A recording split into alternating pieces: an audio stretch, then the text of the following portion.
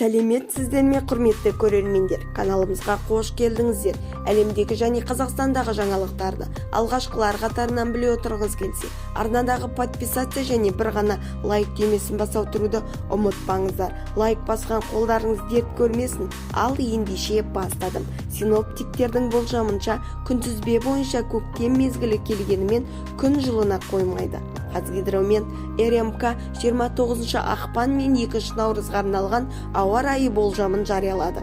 Қазақстанның басым бөлігі ауқымды антициклонның ықпалында болып, жауын-шашынсыз ауа райы сақталатынына қарамастан, еліміздің оңтүстігі мен солтүстігіне 2 циклон әсер етіп, жауын жауып, жел күшейеді. Температуралық фон мен теріс мәндерін сақтайды, яғни ауа райы салқын болады.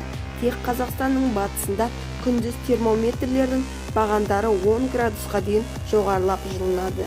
Бізді тамашалауда жалғастырыңыздар. Біз сіздерге ең жақсыны ұсынамыз. Сау саламатта болыңыздар.